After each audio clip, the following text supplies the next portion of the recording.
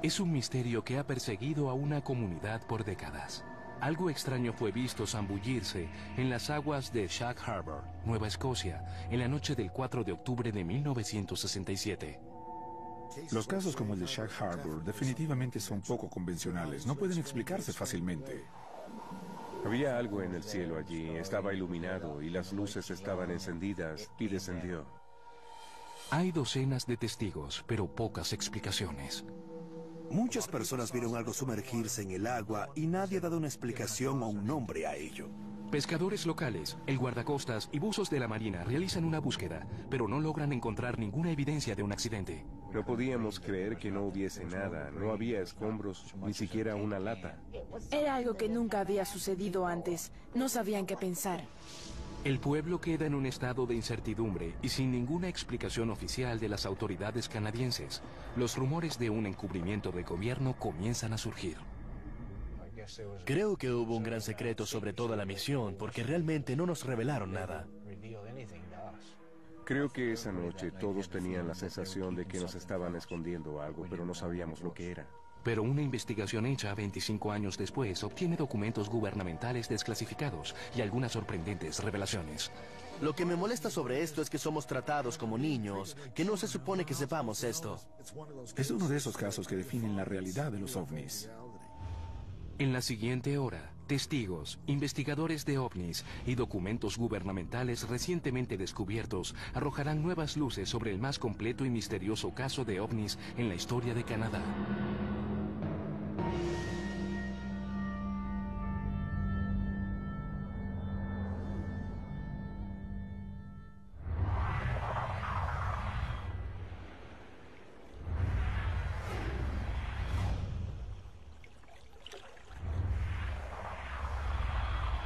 ...4 de octubre de 1967. Algo inusual está ocurriendo en los cielos sobre la provincia canadiense de Nueva Escocia.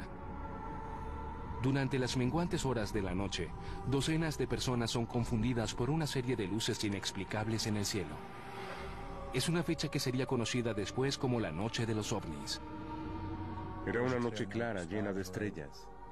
Era una noche fría y había un viento suave. Una hermosa noche estrellada. La noche del 4 de octubre del 67 se me ha quedado grabada por varias razones. Y quizás la principal sea el principio de ver para creer. A las 10 de la noche, en el pueblo de Dartmouth, Chris Stiles, de 12 años, se prepara para ir a la cama y da un último vistazo por la ventana de su habitación. Queda atónito por lo que ve.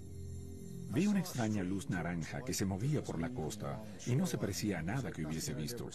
Era débil y era difícil distinguir los detalles, así que rápidamente tomé mi chaqueta, salí por la puerta principal y bajé hasta la costa para ver mejor. Una veloz carrera pasando los almacenes lleva a Stiles cara a cara con la misteriosa aparición. Cuando llegué a la costa vi una extraña esfera naranja, tal vez de 18 metros de diámetro. Tenía el color de un atizador de hierro cuando comienza a brillar en la chimenea, si dejas que se caliente lo suficiente. Estaba flotando, siguiendo la costa, tal vez a 3 metros sobre el agua. No emitía sonidos. Yo tenía mucho miedo y después de un rato huí de la escena. El objeto se mueve a través del muelle mientras Stiles huye del área, pero el impacto inicial deja una impresión imborrable. Supe por primera vez en mi vida, a los 12 años, lo que era el verdadero temor. El encuentro de Stiles con el OVNI es solo el preludio de un brote de avistamientos que explotaron por Nueva Escocia esa noche. Una hora después, la pequeña villa pesquera de Shag Harbor, en el extremo sur de la península, comienza a hervir con avistamientos similares. El pescador de 18 años, Laurie Wickens, conduce a casa con 3 amigos cuando algo extraño en el cielo llama su atención. Íbamos en camino a Woods Harbor y al pasar por Shag Harbor, justo después de la oficina postal, miramos por la ventana y vimos una luz. Luego había 2, luego 3 y luego 4 encendidas. Parecían estar volando con nosotros a nivel. Creo que la luz tenía un color amarillo-naranja. Wickens intenta mantener las extrañas luces a la vista apresurándose al este por la autopista 3, pero los silenciosos objetos comienzan a descender en un ángulo de 45 grados y quedan bajo la línea de árboles. Parecía que iba justo con nosotros, y luego cuando llegamos a la base de la colina, lo perdimos de vista. A pocos kilómetros, Norman Smith, de 18 años, se dirigía a casa con un amigo por Bear Point Woods y vio algo similar en el cielo. Estábamos persiguiendo chicas e íbamos de regreso a casa y nos dimos cuenta de las luces en el cielo. La visión de las extrañas formas iluminadas fue suficiente para hacer que se detuviesen y observasen. Nos detuvimos junto al camino, yo salí y estaba viendo las luces. Estaban detenidas en el aire. Había 5 luces. La más cercana al suelo era como si observaras la luna llena. La siguiente era más pequeña y la siguiente más pequeña. No había sonidos, no podías oír nada. Smith observa las luces por algunos momentos, mientras la curiosidad se convierte en preocupación. Sabía que estaba asustado porque no sabía lo que era. Nunca antes había visto luces como esas en mi vida.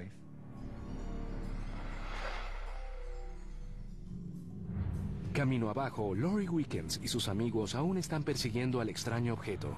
De pronto ven un destello brillante y escuchan un silbido como el de una bomba que cae. Creen que podría estar cayendo en el muelle, así que se apresuran hacia la costa.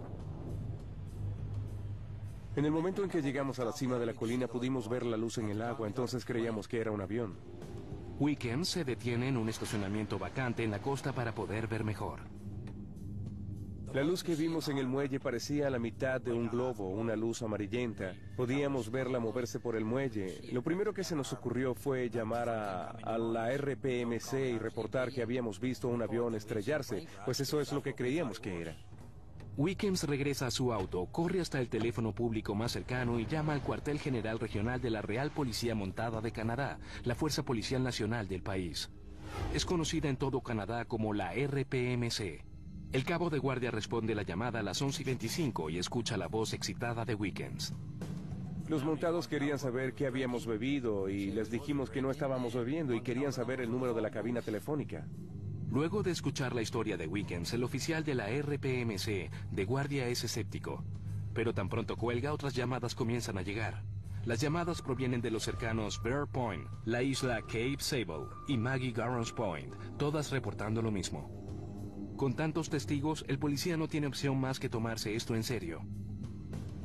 Subimos al auto para marcharnos y fue entonces cuando llamó de vuelta. Quería saber dónde podía vernos para poder observar el agua. Le dijimos que estaríamos junto a la planta de musgo porque allí es donde estaba. Mientras tanto, el testigo Norman Smith también está ocupado alertando a las personas del misterioso objeto sobre el muelle. Condujimos hasta la casa de mi padre, corrí adentro y llamé a mi padre y él salió. Nos quedamos viendo las luces en el cielo y no pasó mucho, probablemente un par de minutos, cuando vimos el auto de la policía llegando con sus luces rojas. Smith sigue al veloz auto de la policía hasta un estacionamiento justo a la costa, donde una multitud de testigos se había reunido. Cuando llegamos allí había unas 16 personas, incluyendo a los oficiales de policía. Eran personas locales, todos habían visto las luces descender al suelo y las vieron posarse sobre el agua. Los civiles y oficiales de la RPMC en la escena observan la opaca luz amarilla-naranja moverse a 300 metros de la costa.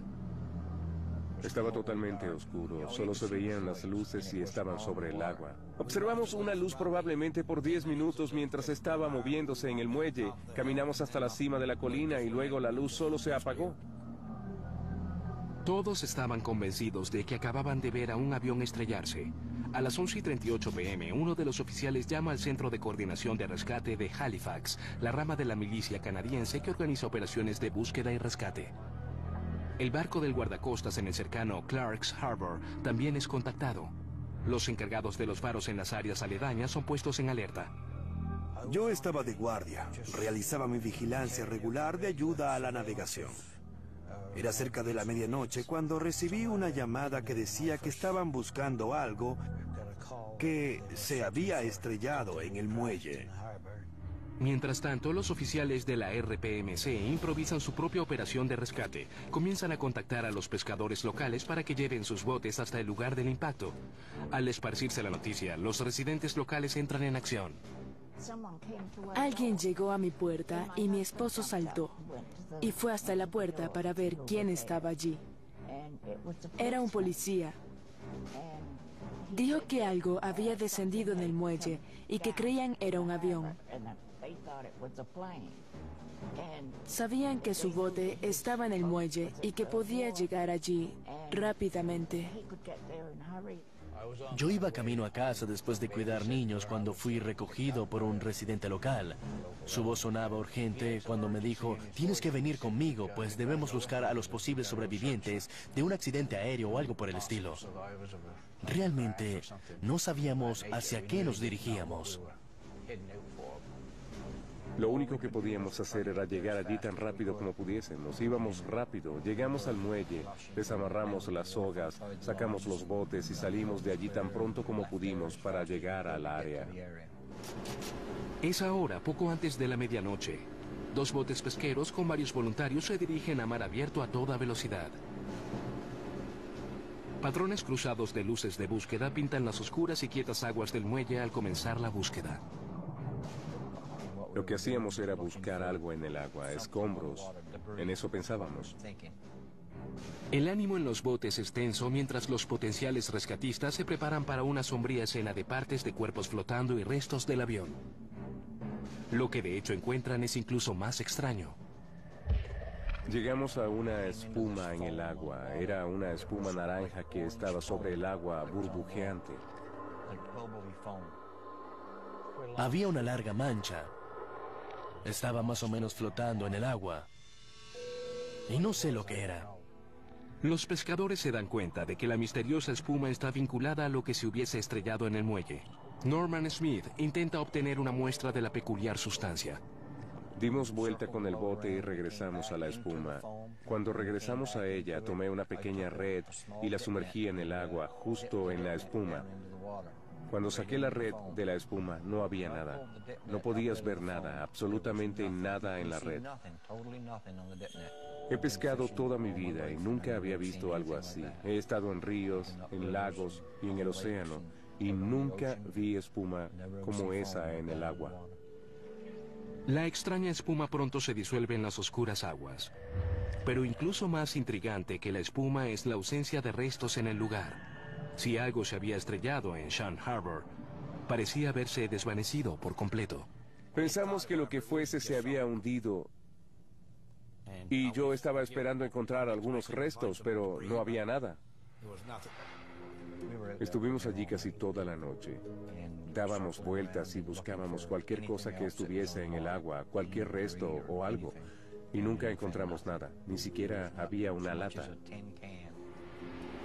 La confusión entre los pescadores en Shan Harbor es compartida por los individuos en el Centro de Coordinación de Rescates en Halifax. El CCR contacta al Centro de Control de Tráfico Aéreo de Moncton, New Brunswick, y al Centro de Control NORAD en North Bay, Ontario, para determinar si algún avión civil, comercial o militar está extraviado. Los reportes de un avión estrellado en Shan Harbor no concuerdan con los datos que reciben. Se dieron cuenta de que no se trataba de un avión caído. Ninguno estaba perdido. Estaban buscando algo no convencional. Comenzaban a darse cuenta de que tal vez era algún objeto desconocido del espacio. Los residentes están seguros de que algo cayó en las oscuras aguas de Shag Harbor. Pero nadie parece saber qué es.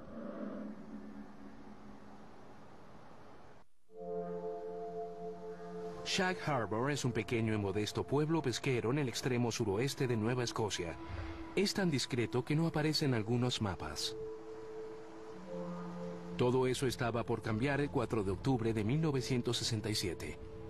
Varios residentes locales reportan lo que creen es un avión estrellándose en el muelle. Los avistamientos inician una cadena de eventos que llegarían a los titulares de todo el mundo. A pocas horas de los reportes iniciales, los pescadores locales, oficiales de policía y el guardacostas escudriñan las aguas del muelle durante toda la noche, pero no encuentran el accidente o los restos. Al salir el sol al día siguiente, la comunidad es presa de la preocupación y la incertidumbre.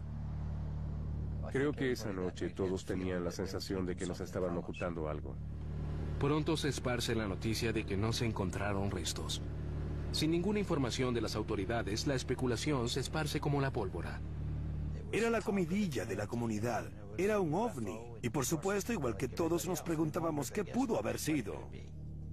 Las personas sentían temor. Se preguntaban si habría más, si se enredarían en sus redes, si se estrellarían sobre sus casas. ¿Qué estaba sucediendo aquí? Y no recibían ninguna respuesta.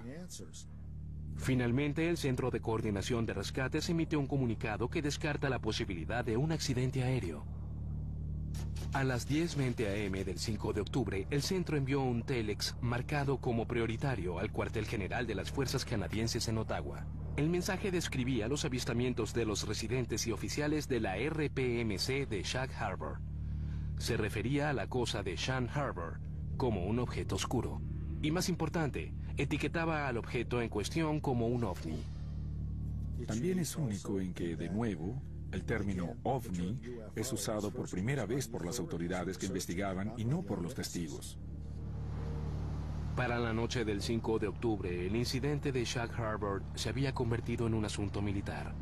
Después de revisar el telex del Centro de Coordinación de Rescates, el líder del escuadrón, William Vine, envía un mensaje urgente al Comando Marítimo Canadiense, el cuartel general de la Marina de Canadá para la costa atlántica. Recomendaba una inmediata búsqueda submarina en el área.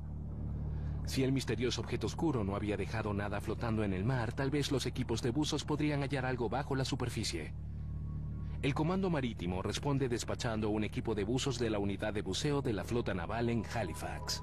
Llegan el 6 de octubre y comienzan a bucear desde la cubierta del barco 101 del guardacostas. Escuchas todo tipo de rumores en un pueblo pequeño como este. Y luego se presenta la marina con buzos y esas cosas, y sabes que deben estar tomándoselo en serio, pues muchas personas vieron el evento en el cielo. Los buzos establecen un área del muelle de aproximadamente 800 metros de largo por 2.400 metros de ancho. Iban al lugar y comenzaban a buscar en patrones cuadrados. Escogían un área y normalmente la vigilaban colocando una boya allí.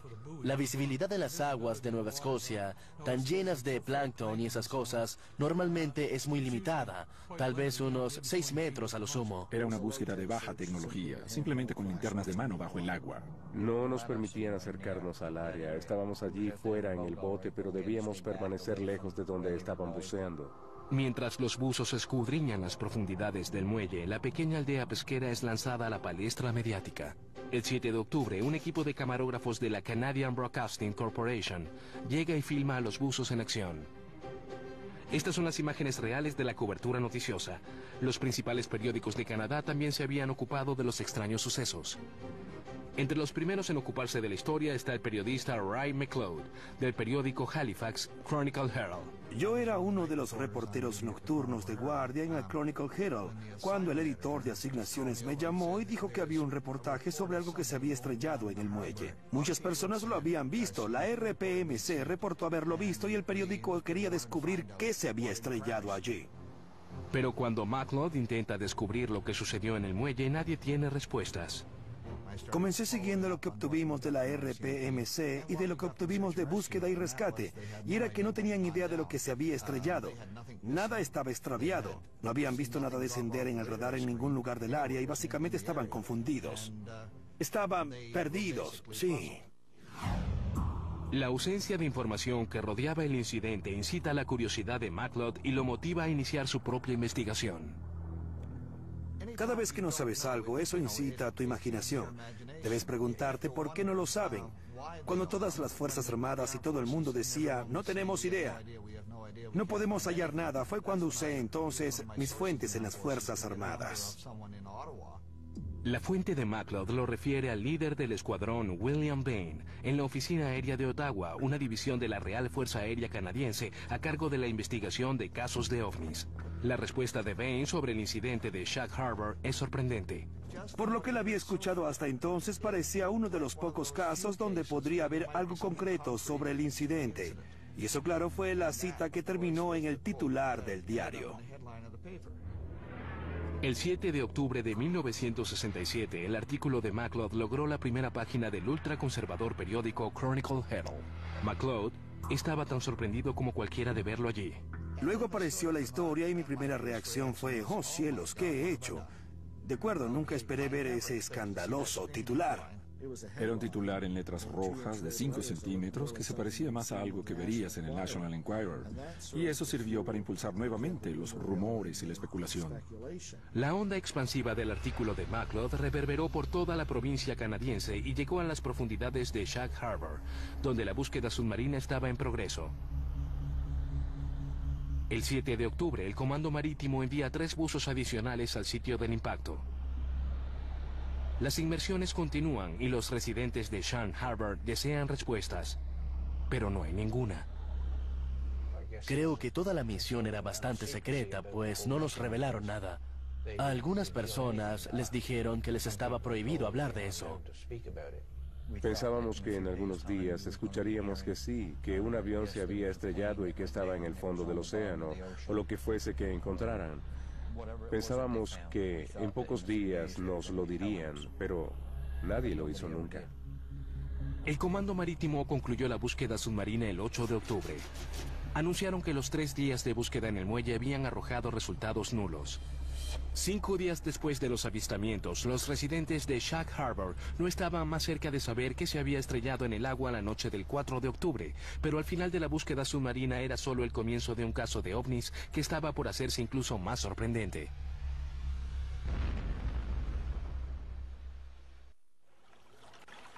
Octubre de 1967. Luego de que docenas de testigos vieran algo hundirse en Shank Harbor, en el extremo sur de Nueva Escocia, los pescadores locales escudriñan las aguas en busca de pistas y los buzos de la Marina buscan bajo la superficie. Pero la Marina canadiense cancela abruptamente la búsqueda sin explicación alguna, dejando a las personas de Shank Harbor con preguntas y preocupaciones. En las mentes de muchos de nosotros estaban encubriendo algo, pues para que invirtiesen tanto tiempo y esfuerzo y luego no dieran explicaciones, es como si hubiesen estado aquí hoy y se fuesen mañana. Al no encontrar respuestas de nadie, los rumores comenzaron a surgir. Incluso un rumor entonces de que habían encontrado algo. Creíamos que hubo ocasiones en las que estuvieron sacando cosas del fondo del océano. El sujeto que tenía los buzos en el área admitió que habían sacado algo envuelto bajo el agua. Fue envuelto bajo el agua que lo guardaron en secreto.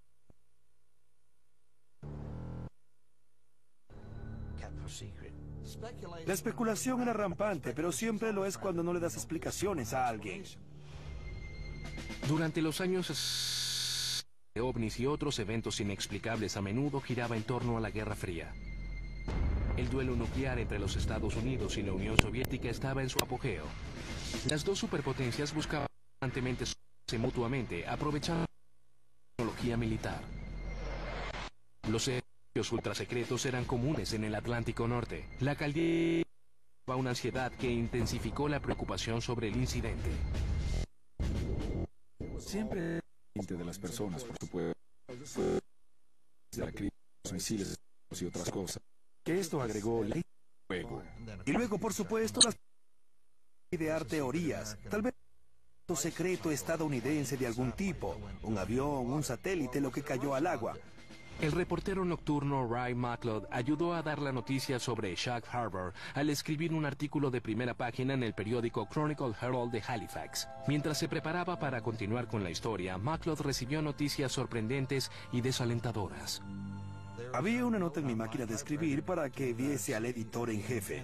Y me dijeron, no continúes con esta historia. Creemos que esta historia debe ser manejada por alguien durante el día, pues muchos de los contactos son más fáciles de ubicar durante el día. Y deseamos darle un buen seguimiento a esto. Así que le dimos la historia a David Bentley. McLeod afirma que Bentley consultó con científicos y académicos para restar importancia al ángulo del ovni. Él intentó hablar con personas que básicamente desacreditaban la historia y les decían a todos que no era nada, que todo estaba bien, no pasaba nada.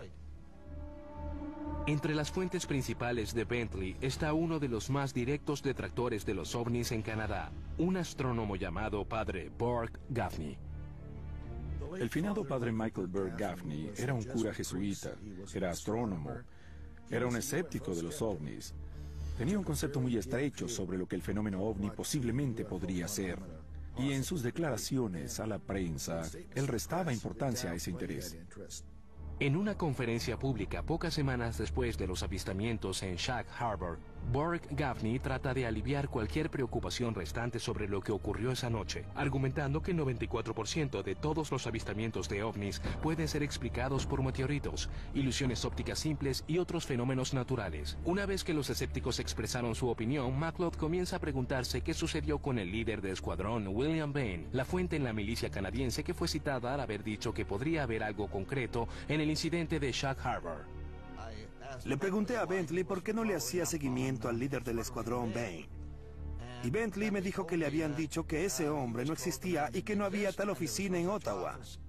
Y que olvidara ese ángulo de la historia.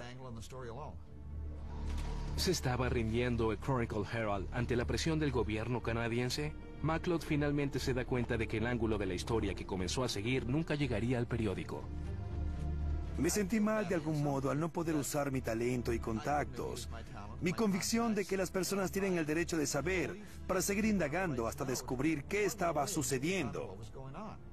Un periodista se siente vacío cuando tiene que hacer eso, pero en ocasiones tienes que hacerlo.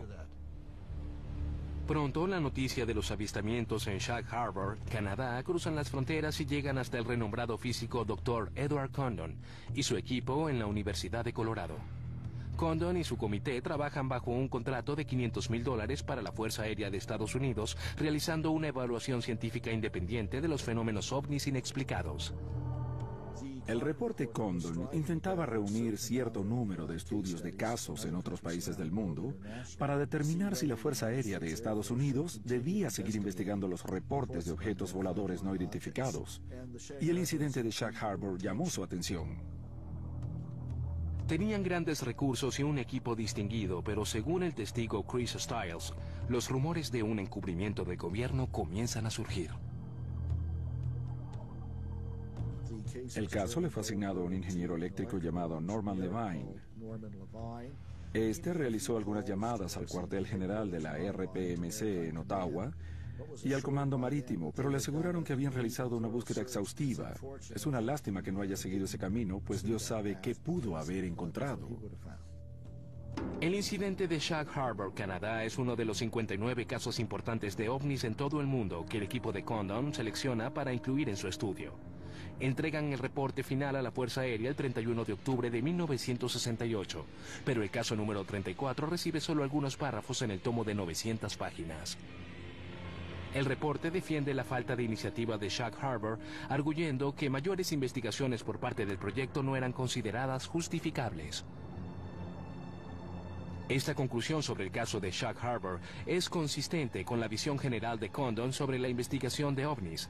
Nuestra conclusión general es que no ha resultado nada del estudio de ovnis en los últimos 21 años que haya aportado algo al conocimiento científico. Creo que una de las cosas que ocurren cuando se realiza un estudio científico serio sobre los ovnis en casos específicos es que a menudo existe un criterio muy formal y rígido. Y a menudo lo que ocurre es que los mejores casos, sin importar cómo uses las definiciones o cuán cuidadoso seas, se escurren por las grietas. Creo que eso fue lo que ocurrió en Shag Harbor. Sin que nadie presionase por respuestas, el incidente de Shag Harbor, Canadá, se convierte en otro misterio inexplicado que queda casi olvidado. Pronto desapareció de los titulares y pasó a la última página. Y un mes después era difícil encontrar algo sobre eso. Las personas se iban a casa, hacían un emparedado e iban a trabajar. La vida continuó. Pero 25 años después, una nueva investigación se inició sobre el incidente de Shag Harbor. Esta vez, algunas revelaciones sorprendentes dejaron claro que el libro sobre este caso nunca debió cerrarse. En octubre de 1967, más de una docena de testigos ven un ovni sumergirse en Shag Harbor, Canadá. 25 años después, aún quedan preguntas sin responder. Allí es donde ocurrió todo, justo allí. Sabíamos que algo descendió del aire y se sumergió en el agua. No sabíamos lo que era. Uno de los testigos de esa noche no puede olvidar lo que vio sobre el muelle. Chris Stiles había visto al ovni desde su hogar en Dartmouth, Nueva Escocia. En 1992, mientras miraba televisión una noche, todo cambiaría. Yo había visto una retransmisión del episodio de Misterios No Resueltos que trataba sobre el incidente de Roswell y me hizo pensar en Shag Harbor. Y lo que recordé sobre Shag Harbor, que era tan estremecedor, fue que no hubo negaciones, que las autoridades creían que era un incidente genuino de ovnis y que simplemente se había olvidado. Stiles decide iniciar su propia investigación sobre Shag Harbor. Solicita documentos de los archivos nacionales canadienses y del Departamento de Defensa Nacional usando la Ley de Acceso a la Información de Canadá. En pocas semanas, los documentos del gobierno llegan en rollos de microfilm a la sede principal de la biblioteca de Halifax. Comienza una tediosa búsqueda. Cuando te sientas frente al visor y comienzas a revisar un documento tras otro, te das cuenta de que a menudo estas recopilaciones fueron compiladas por burócratas que no desechaban nada. El microfilm contiene miles de documentos de casos de ovnis en todo Canadá desde 1965 hasta 1981. Buscas una aguja extraterrestre en un pajar terrestre. Stiles pasa semanas frente al visor de microfilm hasta que encuentra lo que busca. Todo estaba allí: comunicaciones prioritarias del Centro de Coordinación de Rescates del Cuartel General de las Fuerzas Canadienses, instrucciones del Comando Marítimo Canadiense a la Unidad de Buzos de la Flota del Atlántico y reportes de docenas de testigos. Stiles se da cuenta de que está observando al mayor evento de ovnis en la historia canadiense. Solo vi uno que tenía la palabra ovni escrita en mayúsculas, subrayada 3 veces, y ese tenía que ver con el incidente de Shag Harbor. Supe muy pronto que tenía documentos importantes. ¿Se había topado Chris Stiles con un encubrimiento del gobierno canadiense? Stiles decide que necesita ayuda. Contacta a su colega investigador de ovnis, Don Ledger, para que lo ayude con su investigación. Chris Stiles era muy apasionado sobre Shag Harbor. Había estado en eso por 1 año o año y medio para entonces, investigándolo, escarbando en los documentos. Y era infeccioso. Finalmente, me arrastró a eso también. Un cuidadoso examen de estos documentos desclasificados dibuja una vívida cronología de los eventos y ayuda a revivir la noche del 4 de octubre de 1967. Quedé muy impresionado por el rastro de papeles sobre el incidente de Shag Harbor. Realmente mostraba todo el asunto. Para Stiles, los documentos también sugieren que la milicia canadiense sabía más de lo que decía. Creo que lo que más me sorprendió fue cuán cómodos parecían estar estos militares con la posibilidad de estar de hecho observando un objeto de origen extraterrestre. De algún modo era como reconocer la realidad de los ovnis. Stiles descubre documentos que demuestran que los avistamientos del 4 de octubre no estuvieron confinados solo a Shag Harbor. Llegaron reportes de testigos de toda Nueva Escocia esa noche.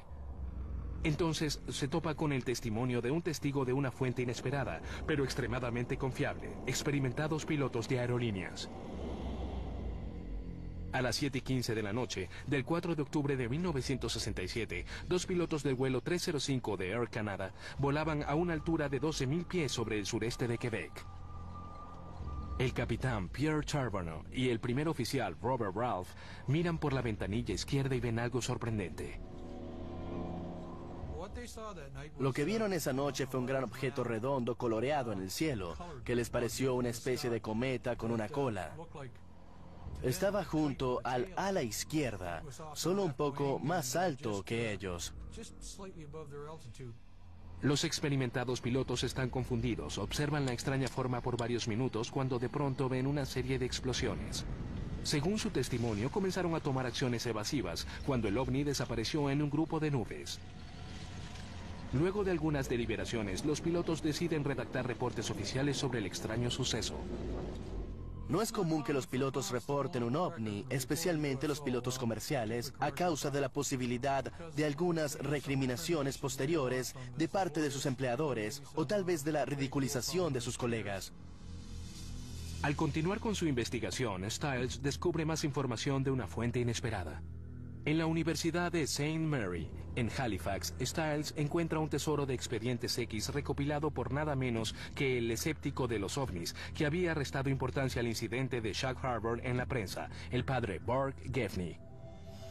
Un expediente X no es solo un expediente secreto, sino uno que no es admitido por la agencia que lo origina. Así que era genial que estuviesen allí, porque no había registro de ellos en Ottawa, ni en los archivos nacionales, ni el cuartel de la RPMC.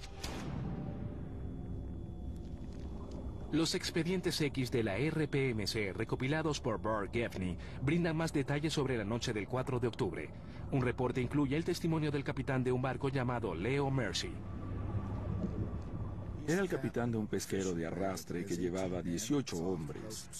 Estaba en la costa de Sambro, Nueva Escocia, y vio 4 ovnis a la distancia en un patrón cuadrado. Los vio y fue a revisar y los encontró en el radar. Pero el reporte de Mercy contiene algo aún más intrigante, una referencia a otra búsqueda submarina cerca de Shelburne, a 50 kilómetros al noreste de Shag Harbor. En su declaración para este expediente X, dijo, tal vez es como la cosa que están buscando en Shelburne o Shag Harbor. Así que parecería que de hecho se trataba de una segunda búsqueda simultánea.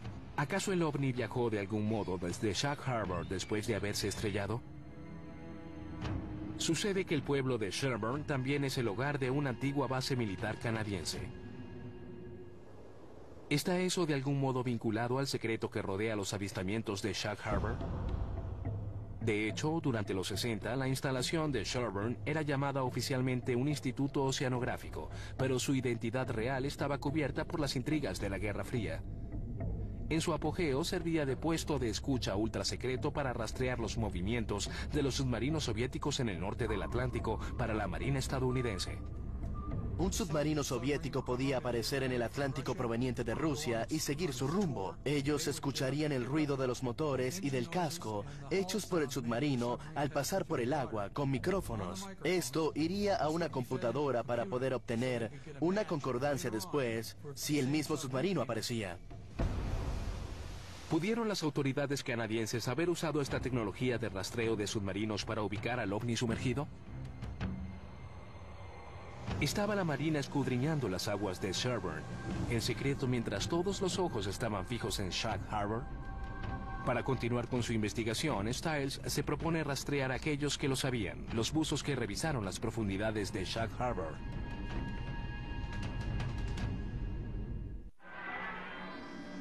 El 4 de octubre de 1967, Chris Stiles fue uno de los muchos testigos que vio algo extraño en el cielo sobre Nueva Escocia. Ahora está intentando descubrir qué fue. Ha descubierto documentos gubernamentales desclasificados que indican que la milicia canadiense estuvo involucrada en la intensa búsqueda de un ovni que aparentemente se estrelló en Shag Harbor. Las autoridades canadienses aseguran no haber hallado nada, pero Stiles comienza a sospechar que los buzos podrían tener la clave del misterio. Varios no estaban dispuestos a hablar, pero algunos sí. Y contaron una historia muy interesante que iba mucho más allá de los artículos de prensa. 9 de abril de 1993.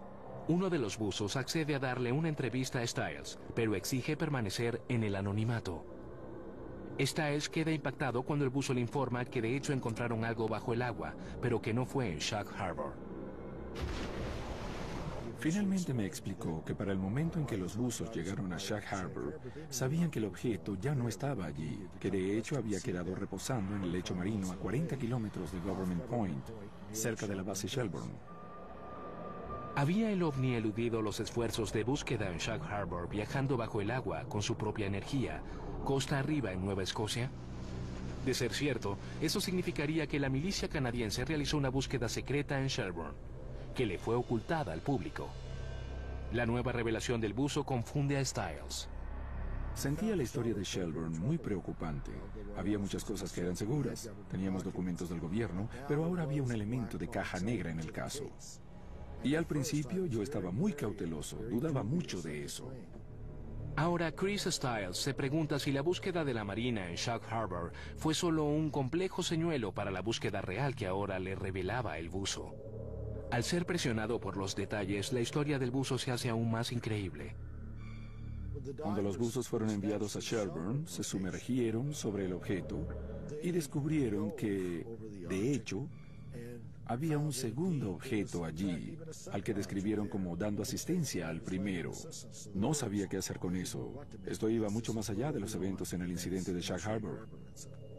El buzo le informa a Stiles que una flotilla de barcos canadienses y de la Marina estadounidense, de hecho, anclaron sobre los dos objetos en Sherburne y monitorearon sus actividades. Y dijo que cuando él se sumergió con su compañero, quedaron sorprendidos al descubrir que aún había actividad allí y que de hecho vieron seres. Estaban en el fondo y observaron lo que creyeron eran criaturas de uno de los objetos ayudando a otro objeto.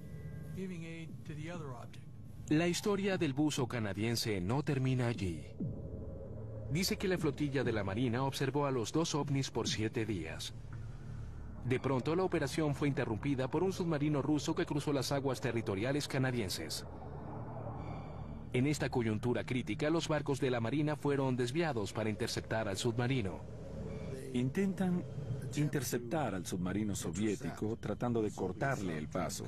Y es entonces, mientras hacen esta maniobra, cuando los dos ovnis comienzan a moverse hacia el Golfo de Maine y finalmente, según reportaron, rompen la superficie del agua y se van volando. ¿Existe algún testigo en el registro que pueda corroborar la fantástica historia del buzo? ¿Alguien vio a dos ovnis dejar las aguas de Sherburne? Tal vez. A las 10 en punto, el 11 de octubre de 1967, exactamente una semana después de los avistamientos de Shag Harbor, las misteriosas luces en el cielo fueron vistas de nuevo. Esta vez por una familia en Lower Woods Harbor, a 56 kilómetros de Sherburne. Observamos lo que se conoce como el avistamiento de Lachlan Cameron, una semana después, exactamente. Y vemos dos juegos de luces saliendo del área de Shag Harbor y volando. Encaja con la historia del buzo como un guante. Es difícil ignorar tal sincronismo. Y debemos preguntarnos, ¿acaso una nave alienígena realmente se estrelló en Shag Harbor como sugiere el buzo de la Marina? ¿O podría haber otra explicación? Una pista importante para esa pregunta podría existir aún, si lo que dice un antiguo encargado de faro es cierto. El segundo día encontré un cilindro. Sabía que era algo diferente, algo que nunca antes había visto. Tenía forma cilíndrica, tal vez de 1 metro de largo y 45 centímetros de diámetro. Estaba parcialmente quemado, con cables saliendo de él y un olor terrible. Luego de encontrar el cilindro en la costa rocosa de la isla Bon Portage, Banks dice que lo notificó al Departamento de Transporte canadiense. Le indicaron que empacase cuidadosamente el objeto y lo entregase a un oficial naval estadounidense en el muelle de Prospect Point. Tenía que ser algo que necesitaban mucho, que deseaban mucho porque lo trajeron volando desde Virginia. O eso fue lo que me dijo. Pero ¿qué había dentro del cilindro que era tan urgente y tan secreto? Yo trabajaba para el gobierno federal en ese momento y realmente no me siento cómodo para responder eso. Es un misterio en proceso que continúa invitando a la especulación. Para algunos, la evidencia apunta a los experimentos militares secretos de la Guerra Fría.